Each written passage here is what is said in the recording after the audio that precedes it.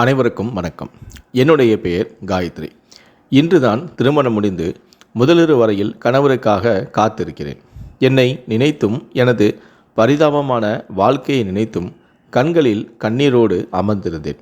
இந்த திருமணம் எனது விருப்பத்தோடு நடந்தது அல்ல. இது எனது அம்மா அப்பாவின் கட்டாயத்தின் பேரில் நடந்த திருமணம்.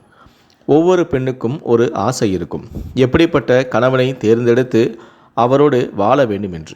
ஆனால் என்னுடைய துரதிர்ஷ்டம், ஏற்கனவே திருமணமான ஒருவருடன் எனக்கு திருமணம் நடந்துவிட்டது. அவருக்கு 13 வயதில் ஒரு பெண் குழந்தையும் உள்ளது. அவரது முதல் மனைவி இறந்துவிட்டார். ஆரம்பத்தில் இருந்தே இந்த சம்பந்தம் வேண்டாம் என்று மறுத்து வந்தேன்.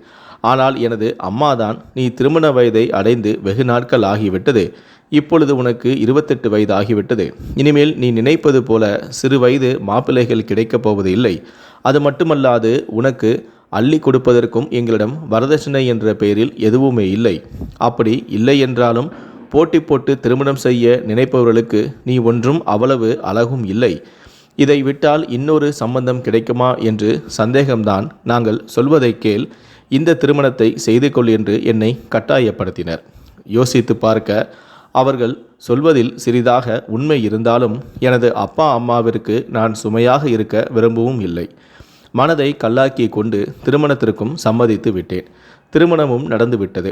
ஆனால் அதை முழுமையாக என் மனம்தான் ஏற்றுக்கொள்ளவில்லை. கடந்த 2 மணி நேரமாக கணவருக்காக காத்திருக்கின்றேன். சிறிது நேரத்திலேயே என் கணவரும் அறைக்குள் வந்தார்.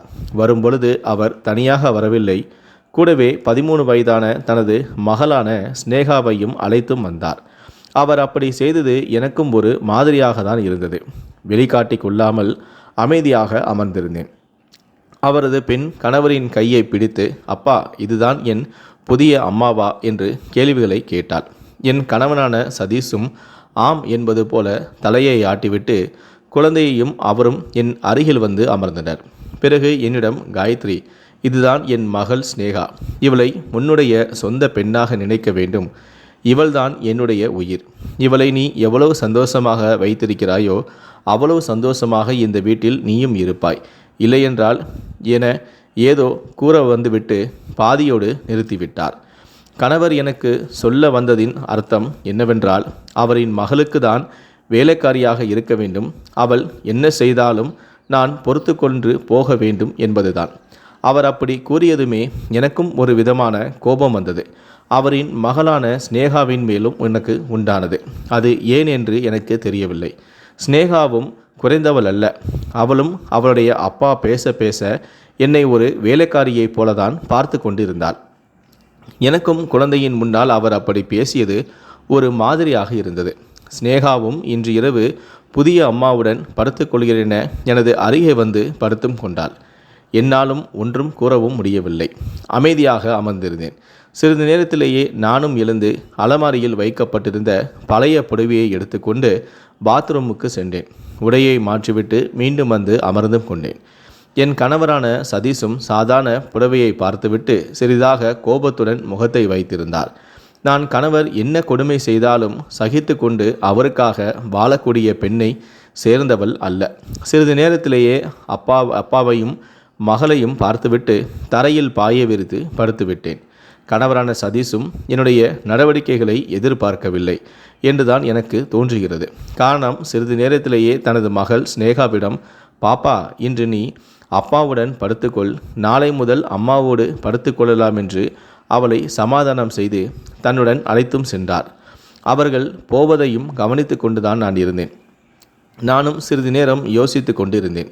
அவருக்கு இந்த முதலிரவில் கூட அவரின் மகள் மேல்தான் பாசம் என்றால் அவளுடன் உறங்கட்டும் என்று நினைத்து அறையின் விளக்குகளை அணைத்துவிட்டு படுத்துவிட்டேன். ஒரு சிறிது நேரத்திலேயே உறங்கியும் போனேன். 2 மணி நேரம் கழித்து அறையினுள் சதீஷ் நுழைந்து விளக்குகளை எரியவிட்டார். அந்த வெளிச்சத்தில் நானும் எழுந்து விட்டேன். அவரும் என்னிடம், எழுந்து உட்கார், உன்னிடம் கொஞ்சம் பேச வேண்டும் என்று சற்று கோபமாகவே கூறினார். நானும் அவரிடம், என்ன பேச வேண்டும் கூறுங்கள் என்று எழுந்து அமர்ந்தேன். பிறகு, இன்று என்னுடைய மகளோடு நீ நடந்து கொண்ட விதம் எனக்கு பிடிக்கவில்லை, இன்னொரு முறை அதே போல நடந்து கொள்ளாதே என்றார். நானும் அவரிடம் சற்று கோபமாகவே, என்னை நீங்கள் திருமணம் செய்து கொண்டுதான் அழைத்து வந்துள்ளீர்கள், விலை கொடுத்து வாங்கி வரவில்லை, மனைவிக்கு உண்டான மரியாதையை கொடுங்கள், எனக்கு உங்கள் மகளை எனது மகள் போல பார்த்து கொள்வதில் எந்த தயக்கமும் இல்லை. ஆனால் நீங்கள் குழந்தையின் முன்னால் நான் ஒரு வேலைக்காரியைப் போல பேசியது எனக்கு பிடிக்கவில்லை. நீங்களே எனக்கு மரியாதை தரவில்லை என்றால் நாளை உங்களது மகள் எனக்கு எப்படி மரியாதை தருவாள் என்றும் கேட்டேன். நீங்கள் சொன்னதை என்னிடம் தனியாக சொல்லியிருந்தால் பரவாயில்லை. அவளுக்கு முன்னால் கூற வேண்டும் என்று என்ன அவசியம் என்று சற்று கோபமாகவே பதிலும் அளித்தேன். இதை சதீஷும் எதிர்பார்க்கவில்லை. அவரது முகமும் மாறிப்போனது. பிறகு அமைதியாக என் அருகில் அமர்ந்து, நீ சொல்வது சரிதான், என்னை மன்னித்துவிடு. எனக்கு என்ன கவலை என்றால், எங்கே சில நாட்களில் கேட்பதைப் போல மாற்றான் தாயாக என் மகளோடு நீ நடந்து கொள்வாயோ என்றுதான் அப்படி நான் கூறிவிட்டேன். அதனால்தான் அவள் மேல் நான் வைத்திருக்கும் அன்பை உனக்கு புரிய வைப்பதற்கு முயற்சியும் செய்தேன். அதனால்தான் அப்படி கூறியுமிட்டேன் என்று பொறுமையாக பேசினார். பிறகு நானும் அவரிடம், என்னால் உங்களுக்கும் உங்களது மகளுக்கும் எந்த பிரச்சனையும் வராது. என்னை நம்புங்கள். உங்களுக்கு ஏதாவது தவறாக தோன்றினால் என்னிடம் தனிமையில் கேளுங்கள். அதற்கான விளக்கத்தை நான் தருகிறேன். அவளுக்கு முன்னால் என்மேல் கோபப்பட்டால் அவள் எப்பொழுதுமே என்னை ஒரு அம்மாவாக நினைக்க மாட்டாள். மாறாக வீட்டிற்கு வேலை செய்து கொண்டிருக்கும் ஒரு ஆளாக மட்டுமே நினைப்பாள். நான் அவளுக்கு அம்மாவாக இருக்க வேண்டும் என்று தானே ஆசைப்படுகிறீர்கள் என்று அவருக்கு நம்பிக்கையும் நான் ஊட்டினேன். அவரும் சரி என்பது போல தலையாட்டினார். பிறகு ஸ்னேகாவின் அம்மாவை பற்றி பேசிக்கொண்டிருந்தார். ஸ்னேகாவின் அம்மாவிற்கும் அவருக்கும் எப்படி திருமணம் நடந்தது என்றும், ஸ்னேகா 10 வயதாக இருக்கும் பொழுது அவர் அம்மா எப்படி வியாதியால் இறந்து போனார் என்பதை பற்றியும் கூறிக்கொண்டு இருந்தார். ஸ்னேகாவிற்கு அம்மாவின் துணை வேண்டும் என்பதால் திருமணம் செய்வதற்கு சம்மதித்ததாகவும் பேசிக்கொண்டிருந்தார். பிறகு நானும் அவரும் மற்ற விஷயங்களை பற்றியும் பேசிக்கொண்டிருந்தோம். நானும் முடிவு செய்துவிட்டேன். 13 வயது குழந்தைக்கு என்னால் முடிந்த அளவு அன்பையும் பாசத்தையும் கொடுத்து அவளை பார்த்து கொள்ளலாம் என்று. பிறகு கணவரான சதீஷும் எனக்காக வாங்கி வைத்திருந்த தங்க செயின் ஒன்றையும் முதலிரவுக்கு அன்பளிப்பாக எனக்கு கொடுத்தார். பிறகு இனிமையான இல்லற இரவில் அடியெடுத்து நாங்கள் வைத்தோம். நான் ஸ்னேகாவை பற்றி யோசிக்கையில், அவள் 13 வயது சிறிய குழந்தை. இந்த வயதில் அவளுக்கு என்ன புரிய போகிறது? தெரியாமல் தவறு செய்தால் கூட சொல்லி புரிய வைத்து நல்லபடியாக பார்த்து கொள்ளலாம் என்றுதான் நான் நினைத்திருந்தேன். ஆனால் நான் நினைத்தது எவ்வளவு பெரிய தவறு என்று அப்பொழுதுதான் எனக்கு புரியவில்லை. மறுநாள் காலை வீட்டில் வேறு ஆட்கள் இல்லை. இதனால் சீக்கிரமாக எழுந்து உணவு தயாரிக்கும் வேலைகளை நான் தொடங்கிவிட்டேன். சிறிது நேரத்திலேயே கணவரும் எழுந்து வர என்னை பார்த்து சிறிதாக புன்னகைத்துவிட்டு குளிப்பதற்காக சென்று விட்டார். அதன் பின் ஸ்னேகாவும் எழுந்து பள்ளி செல்வதற்காக தயாராகி கொண்டிருந்தார். பிறகு சிறிது நேரத்திலேயே இருவரும் சாப்பிட அமர்ந்தனர். நானும் காலை உணவை தயார் செய்து அவருக்கு பரிமாறினேன். சதீஷும் என்னிடம் மெதுவாக நன்றியும் கூறினார். பிறகு ஸ்னேகா தன் அப்பாவிடம், அப்பா, எனக்கு இட்லி தோசை எதுவுமே வேண்டாம், எனக்கு உப்புமாதான் வேண்டும், அம்மாவிடம் சொல்லி அதை செய்ய சொல்லுங்கள் என்று கூறினாள். நானும் ஸ்னேகாவிடம், ஸ்னேகா, உனக்கு நாளை நான் கண்டிப்பாக உப்புமா செய்து தருகிறேன். இப்பொழுது மூவருக்கும் சேர்த்து காலை உணவு தயார் செய்து விட்டேன். அது மட்டுமல்லாது அதை செய்வதற்கும் கொஞ்சம் நேரம் ஆகும். இன்று ஒரு நாள் பொறுத்துக்கொள் என்று மிக பொறுமையாக பதில் கூறினேன். காரணம், முதல் நாள் அன்றே அவளது மனதில் என்னை பற்றி தவறாக எண்ணம் எதுவும் இருக்க வேண்டாம் என்றுதான் நினைத்தேன். அவள் என்ன நினைத்தாலோ தெரியவில்லை, சாப்பாடு வைத்திருந்த தட்டை எடுத்து வேகமாக தரையில் வீசினாள். அதை பார்த்து எனக்கு கோபம் வந்தது. சிறு குழந்தையாக நினைத்த அவளுக்கு இவ்வளவு கோபம் வருகிறதா என்று. ஒன்றும் பேசாமல் அமைதியாக கணவனான சுரேஷை பார்த்தேன். அவரும் ஒன்றும் பேசாமல் அமைதியாக அவள் செய்வதை பார்த்து கொண்டிருந்தார். அதை பார்த்து எனக்கு இன்னும் கோபம்தான் வந்தது. சதீஷும் என்னிடம், காயத்ரி, கொஞ்சம் பொறுத்துக்கொள், அவள் என்ன கேட்கிறாளோ அதை செய்து கொடுத்துவிடு என்றும் கூறினார். நானும் கோபத்தை கட்டுப்படுத்தி கொண்டு அவர் சொன்னதை செய்ய தொடங்கினேன். என் கணவருக்கு முன்பு அவளிடம் கோபத்தை காட்ட விரும்பவில்லை. சிறிது நேரத்திலேயே ஸ்னேகா கேட்ட உப்புமாவையும் நான் செய்து கொடுத்து விட்டேன். உப்புமாவை சாப்பிட்ட ஸ்னேகா, பாருங்கள் அப்பா, அதிகமாக காரத்தை வைத்து சமைத்து விட்டார் என பதறிக்கொண்டே அருகிலிருந்த தண்ணியை எடுத்து குடித்தாள். ஒரு நிமிடம் நானே பதறிதான் போனேன். கணவர் சதீஷும் என்னை கோபமாக பார்க்க நானும் மீதம் இருந்த உப்புமாவை எடுத்து ருசித்து பார்த்தேன். ஆனால் அதில் அனைத்துமே சரியாகவே இருந்தது. உடனடியாக சிறிதளவு எடுத்து சதீஷிடம் கொடுத்து, இதை சாப்பிட்டு பாருங்கள் என்றேன். அவரும் சாப்பிட்டு பார்த்து சரியாக தான் உள்ளது என்பது போல தலையாட்டினார். எனக்கு புரிந்து போனது, ஸ்னேகா வேண்டுமென்றே நடிக்கிறாள் என்பது. அதற்கு மேல் அவள் ஒன்றும் பேசாமல் வேகமாக பள்ளிக்கு சென்று விட்டாள். இப்படியே சில நாட்களும் கடந்தது. ஸ்னேகாவின் நடவடிக்கைகளும் எனக்கு தொல்லை தர ஆரம்பித்தது. பகல் முழுவதும் சமைத்துவிட்டு தான் ஓய்வு எடுக்கவோ அல்லது குளிப்பதற்கு போகும் பொழுதோ சிநேகாதான் தான் சமைத்து வைத்த உணவுகளில் உப்பையும் மிளகாய்த்தூளையும் அதிகமாக கலந்து விடுவாள். இரவு சாப்பிட வரும் கணவரும் அதை சாப்பிட்டுவிட்டு என்மேல் கோபப்பட்டார், உனக்கு சரியாக சமைக்க தெரியவில்லை என்று. சிநேகாவும் தனது பங்கேற்கு அப்பாவிடம் அவருக்கு சரியாக சமைக்க தெரியவில்லை, வேண்டுமென்றே மோசமாக சமைத்து தருகிறார், என்னவென்று கேளுங்கள் என்று கணவனிடம் குறையும் கூறினாள். எனக்கும் புரிந்து போனது, இதை அனைத்துமே சிநேகாதான் செய்கிறாள் என்று. மறுநாள் உணவில் மிளகாய் பொடியும் உப்பும் சிறிதும் சேர்க்கவில்லை. அன்றும் கணவர் சாப்பிட்டு பார்க்க இன்றுதான் அனைத்துமே சரியாக உள்ளது என பாராட்டினார். இதை பார்த்த சிநேகாவின் முகம் மாறி போனது. நானும் கணவரிடம் இன்று உணவில் மிளகாய்த்தூளும் உப்பும் சிறிதளவு கூட நான் கலக்கவே இல்லை என்றேன். அவரும் என்னை குழப்பமாக பார்த்தார். பிறகு நான் அவரிடம், இந்த வீட்டில் ஏதோ ஒரு பேய் உள்ளது, அதுதான் நமது உணவில் மிளகாய் பொடியையும் உப்பையும் அதிகமாக கலந்துவிட்டு செல்கிறது. எனக்கும் புரியவில்லை என்மேல் அதற்கு என்ன கோபம் என்று. நீங்கள் யாராவது மந்திரவாதியை அழைத்து வாருங்கள், அதை உடனடியாக சரி செய்து விடலாம், இல்லை என்றால் தினமும் அதன் தொல்லைகள் தொடரும் என்று கூறினேன். இதை கேட்ட சிநேகா ஒன்றும் பேசாமல் எழுந்து தனது அறைக்கு சென்று விட்டாள். கணவரான சதீஷும் அதை புரிந்து கொண்டார். இதற்கெல்லாம் காரணம் சிநேகாதான் என்று. கணவரும் என்னிடம்தான் அவளுக்கு புரிய வைக்கிறேன், நீ எதுவும் தவறாக நினைக்க வேண்டாம் என்று கூறினார்.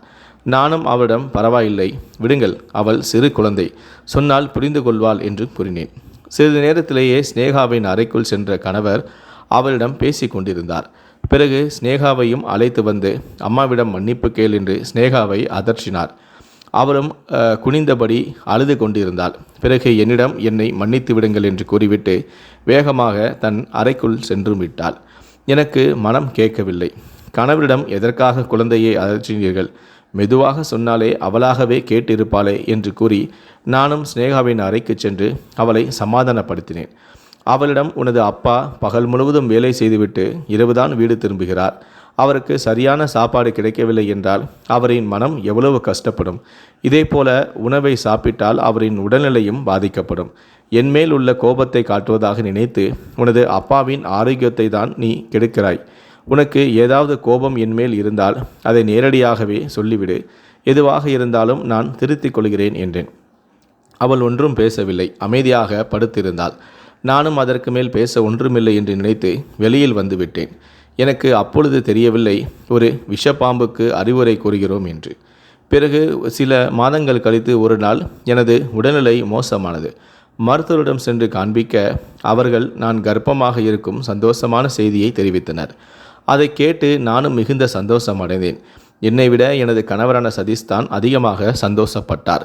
என்னை கண்ணும் கருத்துமாக இருக்கும்படியும் அறிவுரையும் கூறினார்.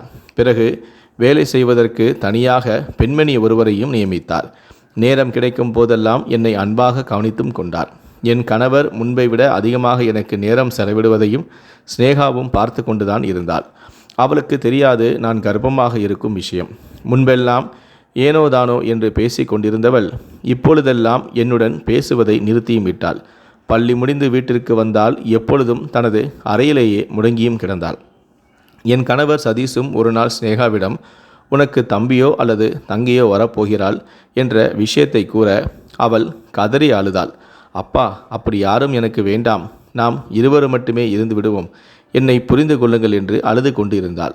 கணவரான சதீஷும் அவளுக்கு புரிய வைக்க முயற்சி செய்தார். உனக்கு தம்பியும் அல்லதோ தங்கையோ வந்தால் உனக்கும் உதவியாக இருக்கும், நீயும் அவர்களோடு விளையாடி உனது நேரத்தை சந்தோஷமாக செலவழிக்கலாம் என்றார். ஆனால் அவள் எதுவுமே கேட்கும் மனநிலையில் இல்லை. கோபமாக தனது அறைக்கு சென்று கதவை பூட்டி கொண்டாள். சதீஷும் அவள் கோபமாக உள்ளால், குழந்தை பிறந்தால் எல்லாமே சரியாகிவிடும் என நினைத்தார். இப்படியே எனது பிள்ளையும் 5 மாதம் வயிற்றில் வளர்ந்தது. ஒரு நாள் நான் எனது அறையில் அமர்ந்து ஓய்வெடுத்து கொண்டிருக்க அப்பொழுது மாடியிலிருந்து சத்தம் கேட்டது. கூடவே சிநேகாவின் அழுகுரலும் கேட்டது. என்னவென்று பதறிப்போய் வேகமாக மாடி படிக்கட்டில் ஏறி சிநேகாவை பார்க்க அங்கே சிநேகா என்னை பார்த்து வில்லத்தனமாக சிரித்து கொண்டு நின்றிருந்தாள். அவளது முகத்தில் அப்படி ஒரு கோபம். நானும் அவளிடம் என்ன ஆனது என்று விசாரிக்க, இதுவரை ஒன்றும் ஆகவில்லை, இனிமேல் தான் ஆகப் போகிறது என்று என்மேல் கையை வைத்து மாடிப்படியிலிருந்து தள்ளிவிட்டாள். நானும் ஒரு நிமிடத்தில் என்ன நடக்கிறது என்பது புரியாமல் உருண்டு கீழே விழுந்தேன். கீழே விழுந்ததில் எனது தலையில் இருந்து இரத்தம் சொட்ட ஆரம்பித்தது. வயிற்று பகுதியில் மிக கடுமையாக வலியும் ஏற்பட்டது. வலியால் நான் கதறி சத்தமிட்டு அழுது கொண்டிருந்தேன். எனது சத்தத்தை கேட்டு சமையல் அறையில் வேலை செய்து கொண்டிருந்த வேலை பார்க்கும் பெண்மணி ஓடி வந்தாள். அவளை பார்த்த ஸ்னேகா, ஐயோ அம்மா, கீழே விழுந்து விட்டார்கள், என்னவென்று தெரியவில்லையே என அழுவதைப் போல நடிக்கத் தொடங்கினாள். பிறகு அவர் பக்கத்தில் இருந்து உதவிக்கு ஆட்களை அழைக்க அவர்களும் என்னை மருத்துவமனைக்கு கொண்டு சென்றனர். அங்கே என்னை பரிசோதித்த மருத்துவர்கள் உங்களது குழந்தை வயிற்றிலேயே இறந்துவிட்டது என்ற துயரமான செய்தியையும் தெரிவித்தனர். நானும் கதறி அழுதேன். விஷயத்தை கேள்விப்பட்டு கணவரும் மருத்துவமனைக்கு வர அவரும் கதறி அழுதார். நானும் ஸ்னேகாவை பற்றி அவரிடம் எதுவும் கூறவில்லை. பிறகு 4-5 நாட்கள் மருத்துவமனையில் இருந்துவிட்டு வீட்டிற்கு வந்தோம். கணவர் தான் எனக்கு ஆறுதல் கூறினார். வேறு குழந்தை பெற்றுக்கொள்ளலாம், கவலைப்படாதே என்றும் கூறினார். என் நினைவு முழுவதுமே ஸ்னேகாவின் மேல்தான் இருந்தது. அவள் மேல் அவ்வளவு கோபமாக இருந்தேன். ஏதுமறியாத என் பிள்ளையை எதற்காக அவள் கொன்றாள் என்று. ஆரம்பத்தில் அவளிடம் அன்பாக இருக்கத்தான் நான் முயற்சி செய்தேன். ஆனால் அவள் என்னை புரிந்து கொள்ளவில்லை. நானும் அதன் பிறகு அவளிடம் இருந்து ஒதுங்கிவிட்டேன். அவளுக்கு எந்த தொந்தரவும் இதுவரை கொடுத்ததும் இல்லை. பிறகு ஏன் அப்படி செய்தாள் என்று கோபமாக தான் வந்தது. ஒருபுறம் எனது வயிற்றில் இருந்த குழந்தையை நினைத்தும் மிகவும் கவலையாக இருந்தது. முதல் முறையாக மருத்துவமனையில் பரிசோதனை செய்யும் பொழுது மருத்துவர்கள் அவனது இதயத்தின் துடிப்பை எனக்கு காண்பித்தனர். அதை இப்பொழுதும் நினைத்து நான் அழுது கொண்டிருந்தேன். ஆனால் ஸ்னேகாவிற்கு எந்த மன வருத்தமும் இல்லை. இப்படி ஒரு காரியத்தை செய்துவிட்டோமே என்ற குற்ற உணர்வும் இல்லை. இதை பற்றி நான் யாரிடமும் கூறாதது அவளுக்கு இன்னும் தைரியத்தை வரவழைத்திருந்தது. இதுவும் எனக்கு கோபமாக தான் இருந்தது. அவளை கொன்று விடலாம் என்று கூட எனக்கு தோன்றியது. நாங்களும் சிறிதாக மறந்து சகஜ நிலைக்கு திரும்பினோம். ஒரு நாள் கணவர் என்னிடம் நான் வெளியூர் செல்வதாகவும் வருவதற்கு 4-5 நாட்கள் ஆகும் எனவும் ஸ்னேகாவை நல்லபடியாக பார்த்துக்கொள் என்றும் கூறிவிட்டு வெளியூர் சென்று விட்டார். அன்று இரவே நானும் ஒரு முடிவெடுத்து விட்டேன். அன்று இரவு ஸ்னேகாவின் அறைக்கு செல்ல அங்கே ஸ்னேகா அமர்ந்து எதையோ படித்து கொண்டிருந்தாள். நான் வருவதை பார்த்து அவள் பதறிப்போனாள். இதற்காக இங்கே வந்தீர்கள், உங்களுக்கு என்ன வேண்டும் என்றும் கேட்டாள். நானும் அவளிடம், நான் உனக்கு என்ன பாவம் செய்தேன்? உனது அப்பாவை நானாகவா திருமணம் செய்து கொண்டேன்? அல்லது உனது அம்மாவை நானா கொன்றேன்? அல்லது உன்னிடத்திலும் நான் தவறாக நடந்து கொண்டேனா? எதற்காக எனது குழந்தையை கொன்றாய் என கோபமாக கேட்டேன். அவளும் அமைதியாக தலை குனிந்தபடி நின்று இருந்தாள். எனக்கும் கோபம் அடங்கவில்லை. அவளை பிடித்து வெளியே இழுத்து வந்தேன். எனது பிடியிலிருந்து நழுவதற்கு எவ்வளவோ முயற்சி செய்தாள். ஆனால் நான் மிக கெட்டியாக பிடித்து கொண்டேன். அவளும் என்னிடத்தில் மரியாதையை விட்டுவிடுங்கள், எனது அப்பாவிடம் சொல்லிவிடுவேன் என கத்தி கொண்டிருந்தாள். நான் அவளிடம், உனது அப்பா உன்னை காப்பாற்றுவதற்கு இங்கு இல்லை. நீ எனது குழந்தைக்கு என்ன செய்தாயோ அதை தான் நானும் உனக்கு செய்ய போகிறேன். இனிமேல் எனக்கு உனது தொல்லை இருக்காது என்று கூறிக்கொண்டே அவளை இழுத்து வந்து பொருட்கள் அடுக்கி வைத்திருக்கும் அறையில் தள்ளிவிட்டு கதவை வெளிப்புறமாக தாளிட்டேன். வெகு நேரமாக அழுது கொண்டு கதவை தட்டி கொண்டிருந்தாள். நான் அதை கண்டுகொள்ளவே இல்லை. நேராக எனது அறைக்கு சென்று படுத்தும் விட்டேன். எனக்கும் கொஞ்சம் கஷ்டமாக தான் இருந்தது, சிறு பிள்ளையிடம் இப்படி நடந்து கொள்கிறேமே என்று. ஆனால் அவள் என் பிள்ளையிடம் நடந்து கொண்டதை நினைத்து கோபமாக தான் வந்தது. வெகு நேரமாக உறக்கம் வராமல் விழித்திருந்தேன். ஸ்னேகாவும் என்னை விட்டுவிடுங்கள், எனக்கு பயமாக உள்ளது என்று கதவை தட்டி கொண்டிருந்தாள். பிறகு நானும் தூக்க மாத்திரையை போட்டு படுத்து உறங்கிவிட்டேன். காலை எழுந்திருக்க அப்பொழுதும் ஸ்னேகாவின் அழுகுரல் கேட்டுக்கொண்டே இருந்தது. அவள் எனக்கு மிகவும் தாகமாக உள்ளது, யாராவது தண்ணீர் கொடுங்கள் என்று அழுது கொண்டிருந்தாள். எனக்கு அவளின் அழுகுரல் பாவமாக தான் இருந்தது. ஆனால் அவள் செய்த குற்றத்திற்கு தண்டனை கிடைக்க வேண்டும் என்று நினைத்தேன். நானும் அதை கண்டுகொள்ளாமல் வீட்டிலுள்ள வேலைகளை பார்க்க தொடங்கினேன். சாயங்காலம் வரை அழுது புலம்பிக் கொண்டிருந்தாள். எனக்கு மிகவும் கஷ்டமாக தான் இருந்தது. அவளின் நிலைமையை நினைத்து கண்ணீர் கூட வந்தது. இரவாக அவளுடைய குரல் கேட்கவில்லை. எனக்கும் சிறிதாக பயம் உண்டானது. எங்கே உண்மையிலேயே ஏதாவது ஆகிவிடுமோ என்று. நான் மெதுவாக அறையை திறந்து உள்ளே சென்று பார்க்க அங்கே அழுவதற்கு கூட தெம்பு இல்லாமல் ஒரு ஓரமாக அமர்ந்திருந்தாள். அதற்கு மேலும் அவளுக்கு தண்டனை கொடுக்க எனக்கு மனம் வரவில்லை. உடனடியாக சமையல் அறைக்கு சென்று தண்ணீர் எடுத்து வந்து அவளை ஆசுவாசப்படுத்தினேன். பிறகு வெளியே அழைத்து வந்து அறைக்குள் அமர வைத்தேன். பிறகு உணவை எடுத்து வந்து என் கையாலேயே அவளுக்கு ஊட்டியும் விட்டேன். நான் அவளிடம், ஸ்னேகா, உன்னை கஷ்டப்படுத்துவது எனது எண்ணம் அல்ல. நீ எப்பொழுதுமே என்னை அம்மாவாக நினைத்தது இல்லை. அதனால்தான் நானும் உன்னிடம் இருந்து விலகிவிட்டேன். நீ என்னை மாடி படிக்கட்டிலிருந்து தள்ளிவிட்டாய், எனது குழந்தையையும் பறித்து விட்டாய். எதற்காக அப்படி செய்தாய் என அழுது கொண்டே கேட்டேன். முதல் முறையாக அவளும் அழுது கொண்டே என்னை மன்னித்து விடுங்கள், உங்களுக்கு பயம் காட்டவே அப்படி நான் செய்தேன். உண்மையிலேயே குழந்தைக்கு அப்படி ஆகும் என்று எனக்கு தெரியாது. இதற்கு பிறகும் உங்களுக்கு எந்த தொந்தரவும் நான் தரமாட்டேன். எங்கே நீங்கள் எனது அப்பாவை என்னிடமிருந்து பிரித்து விடுவீர்களோ என்று பயந்து போய்தான் அதே போல செய்துவிட்டேன். என்னை மன்னித்து விடுங்கள் என்று என்னை கட்டிப்பிடித்து அழுதாள். நானும் அவள் உண்மையாகவே மன்னிப்பு கேட்கிறாள் என புரிந்து கொண்டேன். பிறகு அவளை சமாதானம் செய்து வைத்தேன். நடந்தது நடந்துவிட்டது, இனிமேலாவது நல்லபடியாக இரு என அறிவுரையும் கூறினேன். அவளும் என்னை புரிந்து கொண்டதற்கு நன்றி என்று மீண்டும் மீண்டும் மன்னிப்பு கேட்டு கொண்டிருந்தாள். 2 நாட்கள் கழித்து கணவரும் வீட்டிற்கு வந்துவிட்டார். அவர் நானும் ஸ்னேகாவும் அன்பாக இருப்பதை பார்த்து ஆச்சரியமடைந்தார். நானும் ஸ்னேகாவும் அவரிடம் எதை பற்றியும் கூறவில்லை. ஸ்னேகாவும் முன்பு போல அல்லாமல் என்னுடன் நெருங்கி பழகவும் ஆரம்பித்தாள். நானும் அவளுக்கு அம்மாவின் அன்பை காட்டவும் ஆரம்பித்தேன். நானும் மறு வருடமே ஒரு அழகான ஆண் குழந்தையை பெற்றெடுத்தேன். எங்களைப் போலவே ஸ்னேகாவும் மிகவும் மகிழ்ச்சியடைந்தாள். எப்பொழுதும் அவனை பார்த்து கொள்வதில் அதிக நேரம் செலவிட்டாள். தம்பி என்று உயிராக இருந்தாள். அவனை பார்த்து எனக்கும் சந்தோஷமாக தான் இருந்தது. கடைசியில் என்னை அவள் புரிந்து கொண்டாள் என்று எங்களின் வாழ்க்கையும் சந்தோஷமாக சென்று கொண்டிருந்தது. இந்த வீடியோவை பற்றிய உங்களுடைய கருத்துக்கள் என்ன அப்படிங்கிறத கீழே இருக்கக்கூடிய கமெண்ட் செக்ஷனில் மறக்காமல் சொல்லுங்கள். நேயர்களே, ஸ்னேகாவை மன்னித்தது சரியா தவறா என்று கமெண்டில் மறக்காமல் பதிவு பண்ணுங்கள். இந்த வீடியோவை பற்றிய உங்களுடைய கருத்துக்களையும் சொல்லுங்கள். நன்றி, வணக்கம்.